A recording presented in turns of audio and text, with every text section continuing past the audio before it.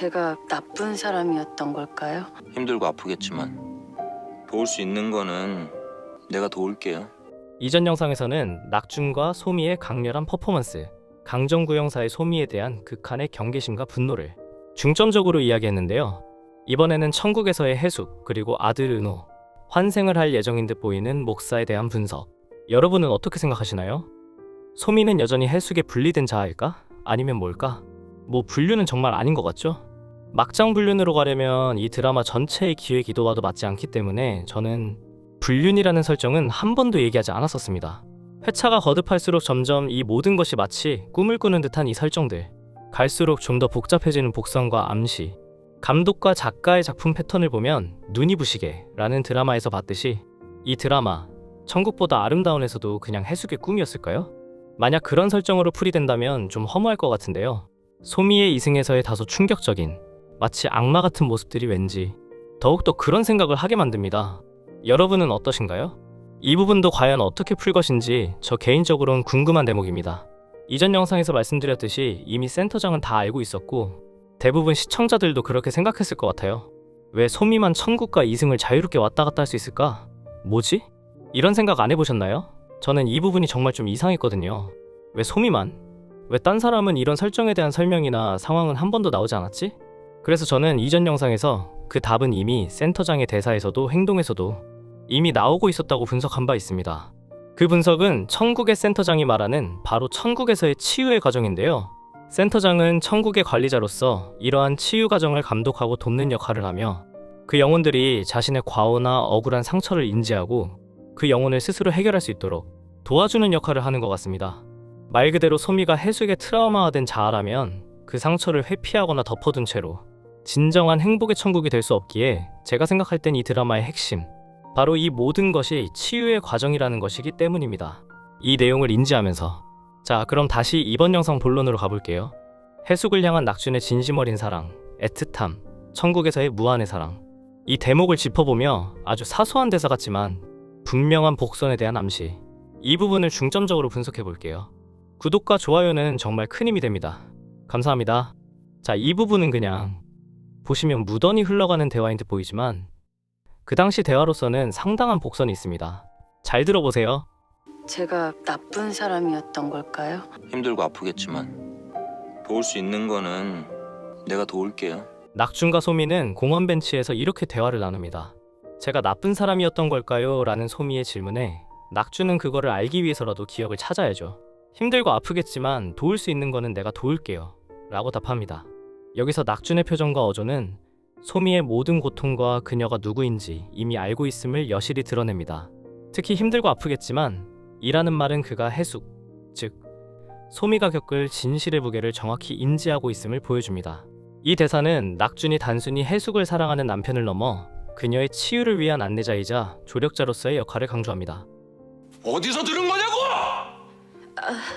그는 해숙의 깊은 무의식에 잠겨있는 비극적인 기억과 그녀가 분리시킨 자아, 즉 소미를 통합시키기 위해 고군분투해왔습니다. 소미가 기억을 찾아야 하는 이유는 결국 해숙의 영혼이 온전해지기 위해서입니다. 이번엔 로또 축제 속 대사에서 무의식 속에서 나타난 부분을 얘기해볼게요. 이 부분도 해숙의 무의식적 고백과 목사의 환생으로 이어지는 떡밥 같은 상황인데 로또 1등 당첨을 위한 연극이라는 명분 아래 해숙이 쏟아낸 대사는 단순히 즉흥적인 것이 아니었습니다.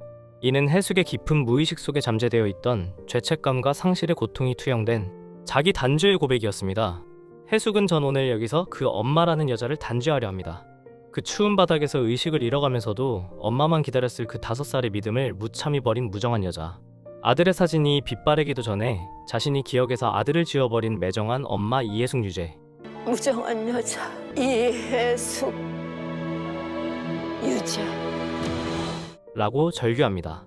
이 대사는 해숙이 아들 은호의 죽음에 대한 극심한 죄책감을 오랫동안 품고 있었음을 보여줍니다. 그녀는 자신을 무정한 여자, 매정한 엄마로 규정하며 스스로를 단죄하고 있습니다. 특히 자신이 기억에서 아들을 지워버린 부분은 그녀가 은호의 죽음이라는 충격적인 트라우마를 감당하지 못해 기억 상실이라는 방어 기제를 통해 고통을 회피해왔음을 명확히 합니다. 이는 소미라는 분리된 자아가 존재하게 된 근본적인 원인과도 직결됩니다. 해숙은 아들을 잊으려 한 자신을 용서하지 못하고 그 때문에 천국에서조차 스스로를 단죄하는 퍼포먼스를 벌인 것입니다. 이어서 엄마가 미안해, 우리 아들이라는 마지막 대사는 그녀의 내면에 깊이 박힌 아들에 대한 미안함과 애통함이 표출된 것입니다. 이는 의식적인 기억 상실에도 불구하고 무의식 속에서는 아들을 향한 지독한 사랑과 회한이 존재했음을 증명합니다. 해숙의 영혼은 아들을 잊으려 했지만 결코 잊을 수 없었던 것입니다. 그리고 이 모든 대사에 대해 천국의 센터장이 사실입니다라고 확인해 준 것은 드라마의 결정적인 순간이었습니다.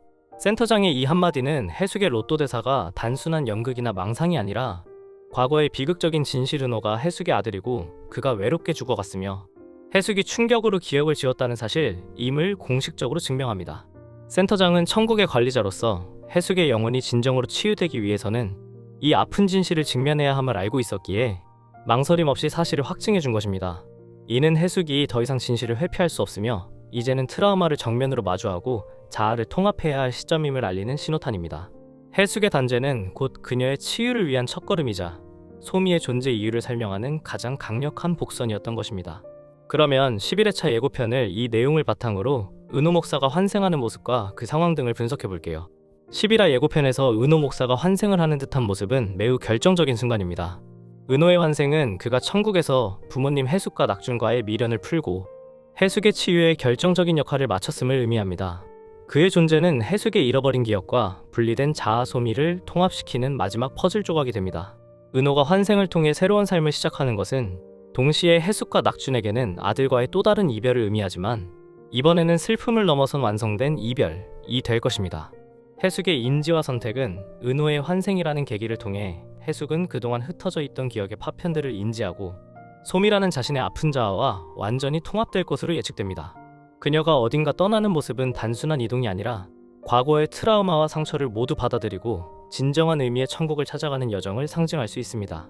이는 천국에서 얻은 치유를 바탕으로 그녀의 영혼이 더 높은 차원으로 나아가거나 새로운 시작을 할 준비가 되었음을 보여줍니다. 낙준의 절규와 문은 낙준이 안 돼 라고 소리치며 어떤 문을 두드리는 모습은 그가 해숙이 모든 진실을 마주하고 완전한 치유를 향해 나아가는 과정에서 또다시 그녀를 잃을지도 모른다는 두려움과 해숙이 자신과의 관계까지도 잊어버리고 떠나갈지도 모른다는 절박한 사랑을 드러냅니다. 낙준은 해숙의 치유를 도왔지만 그 치유가 자신과의 이별로 이어질까봐 두려워하는 인간적인 면모를 보여줍니다. 그 문은 해숙의 최종적인 선택 혹은 그녀가 도달할 영혼의 다음 단계로 향하는 상징적인 문일 것입니다. 결론적으로 11화는 해숙의 자아 통합과 과거의 치유가 절정에 달하는 회차가 될 것입니다.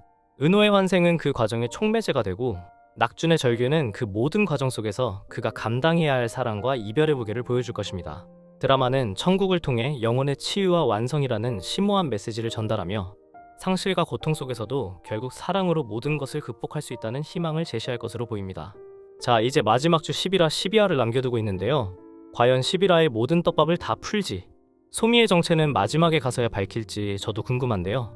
감독과 작가가 말했듯이 이 작품은 김혜자 프로젝트라 불릴 만큼 이 드라마의 축은 해숙으로 풀이될 수 있습니다. 아마 결론도 해숙의 선택이 될 텐데요. 마지막까지 궁금증을 자아냅니다. 오늘은 여기까지 할게요. 구독과 좋아요는 정말 큰 힘이 됩니다.